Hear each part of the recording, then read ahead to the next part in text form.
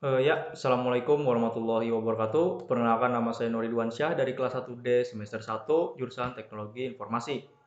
Kali ini saya ingin membahas sedikit tentang modul ke-6.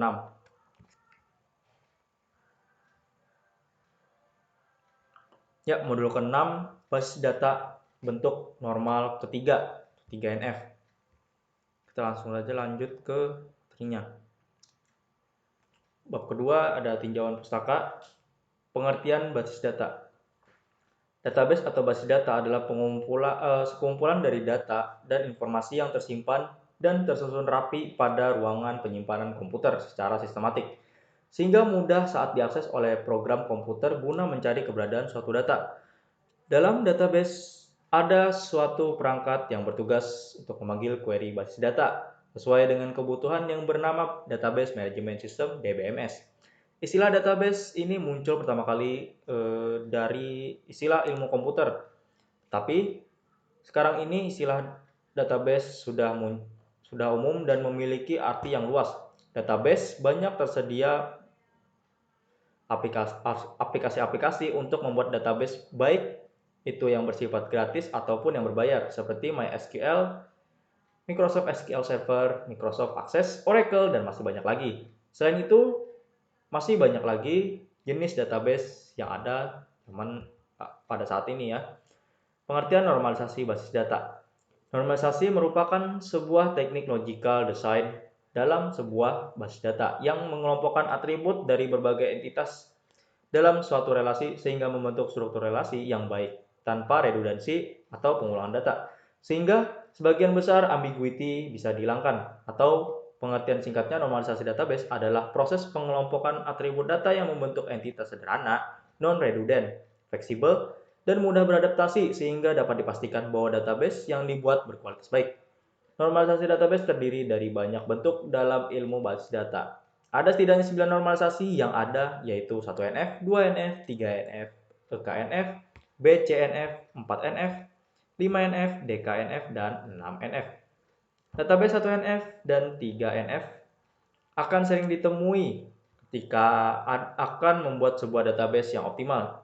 Jika Anda ingin menjadi seorang database administrator atau DBA, harus tahu bagaimana cara normalisasi database yang optimal. Misalkan suatu saat ketika website yang Anda buat mengalami penurunan kinerja, mungkin Anda akan ditanya apakah database tersebut sudah dinormalisasikan dengan benar atau belum. Tujuan normalisasi basis data. Tujuannya adalah untuk menghilangkan dan mengurangi redundansi data, dan tujuan yang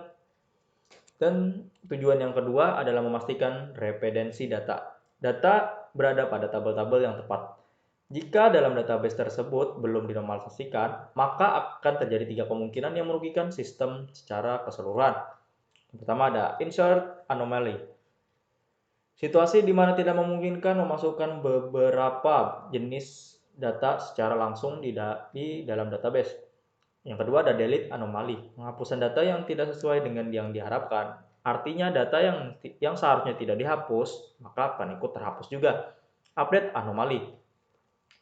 Situasi di mana nilai yang diubah menyebabkan inkonsistensi database, dalam artian data yang diubah tidak sesuai dengan yang diperintahkan atau yang diinginkan. Lalu ada tahapan normalisasi basis data. Tahapan normalisasi bentuk normal kedua NF lebih baik dari bentuk normal pertama, itu 1NF. Bentuk normal ketiga NF adalah lebih baik dari bentuk normal kedua NF. Untuk kepentingan rancangan database bisnis, bentuk normal ketiga NF adalah bentuk terbaik dalam proses normalisasi.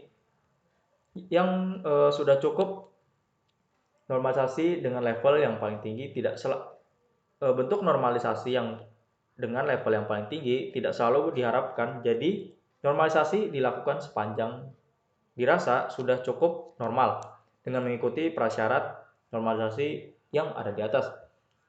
Berikut ada bentuk-bentuk normalisasi. Yang pertama ada bentuk tidak normal atau unnormalis. Bentuk tidak normal atau unnormalis merupakan kumpulan data yang direkam tidak ada keharusan dengan mengikuti suatu format tertentu. Pada bentuk tidak normal terdapat repeating group. pengulangan grup, sehingga pada kondisi ini data menjadi permasalahan dalam melakukan manipulasi data insert, update, dan delete, atau biasa disebut dengan anomali.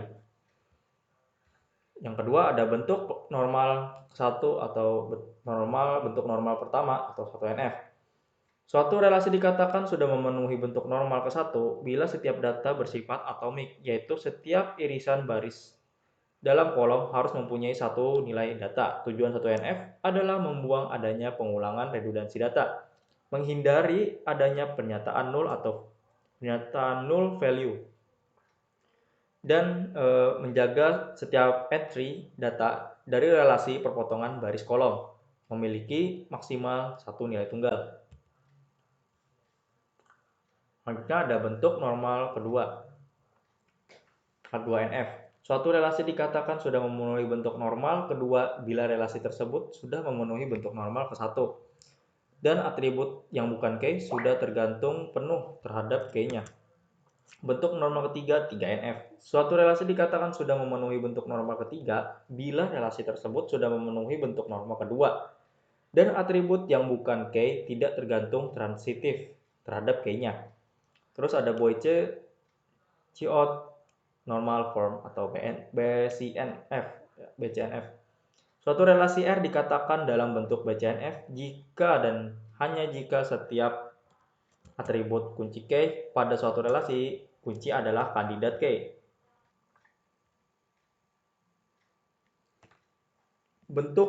Contoh bentuk normal ketiga 3NF. Nah, pada 3NF tidak diperkenankan adanya partial atau transitif defensi.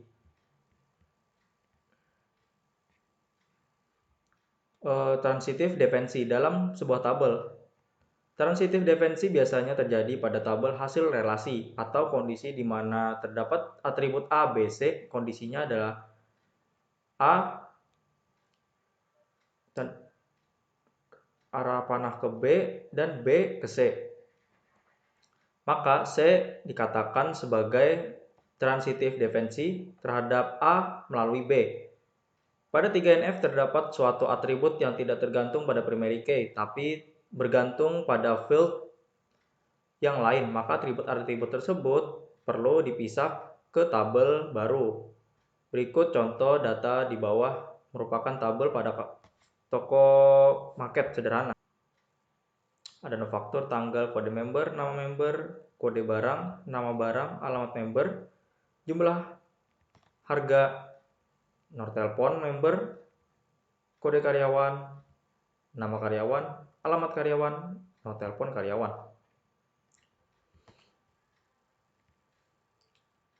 Ini lanjut, tabel transaksi yang terdapat dalam normalisasi bentuk ketiga merupakan pecahan dari tabel transaksi yang terdapat dalam normalisasi bentuk kedua, yang dimana atribut nofaktur, tanggal, dan kode member dan kode karyawan memiliki nilai sendiri dalam setiap fieldnya.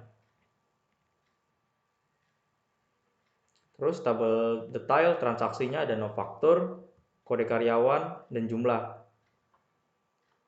sesuai urutan ya tabel.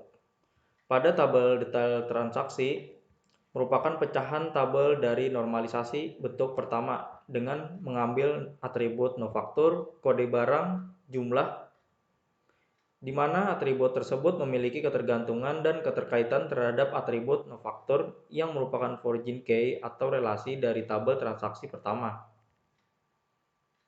Terus ada tabel barang. Jadi ada kode barang, nama barang, dan harga. Tabel barang juga merupakan pecahan dari normalisasi bentuk pertama, di mana atribut kode barang, nama barang, dan harga terdapat dalam 3 tabel dengan primary key atau kunci utamanya itu adalah kode barang. Bentuk pertama masih terdapat atribut yang memiliki ketergantungan kepada atribut yang lain, bukan merupakan kunci utama. Maka dari itu, dalam normalisasi kedua terdapat beberapa tabel yang dimana setiap tabel masing-masing memiliki primary key-nya atau kunci utama dan masing-masing tabel memiliki tabel masih sedikit kemungkinan yang masih tergantung pada atribut yang bukan merupakan kunci utama. Lalu ada tabel member. Ini ada kode member, nama member, alamat member, dan nomor HP member. Tabel member yang dimana atribut kode member menjadi primary key-nya atau kunci utamanya dan diikuti oleh atribut lainnya sebagai atribut yang berketergantungan kepada kunci utama atau primary key-nya.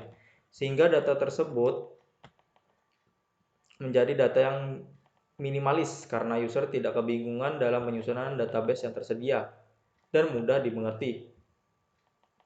Ini ada tabel karyawan, nama karyawan, alamat karyawan, dan nomor HP karyawan. Pada tabel kasir yang dimana atribut kode karyawan menjadi primary key atau kunci utama dan diikuti oleh atribut lainnya sehingga atribut yang berketergantungan pada kunci utamanya. Ini adalah contoh database toko market di PHP MyAdmin ya. Yang saling terhubung dia kode karyawannya di sini, tabel gaji, terus ada jabatan di sini, kode karyawan, terus pada transaksi ada di transaksi ini ada kode karyawan, terus member sudah pasti, terus di sini tabel di kode transaksi di tabel item penjualan ada kode transaksi dan ada juga tabel menu di item penjualan. Jadi penutup, kesimpulannya relasi 3NF adalah relasi yang memenuhi 1NF, 2NF, dan atribut yang bukan primary key, tidak memiliki ketergantungan transitif pada primary key-nya. Proses pembentukan tabel normal penuh normalisasi bertujuan untuk membuat sekecil mungkin terjadinya data rangkap dan menghindari data yang konstan terutama bila dilakukan penambahan dan penghapusan data sebagai akibat adanya data rangkaian dan menjamin bahwa identitas tabel tersebut secara tunggal sebagai determinan semua atribut. Pada bentuk normal ketiga, suatu tabel dikatakan 3NF jika terdapat suatu atribut yang tidak tergantung pada primary key, tapi bergantung pada field yang lainnya. Maka atribut-atribut tersebut perlu dipisahkan ke tabel yang baru. Ya, sekian dari video saya. Saya Nur Ridwansyah, saya mohon maaf apabila ada kesalahan dalam pengucapan kata atau dalam penulisan. Terima kasih, saya Nur Ridwansyah. Wassalamualaikum warahmatullahi wabarakatuh.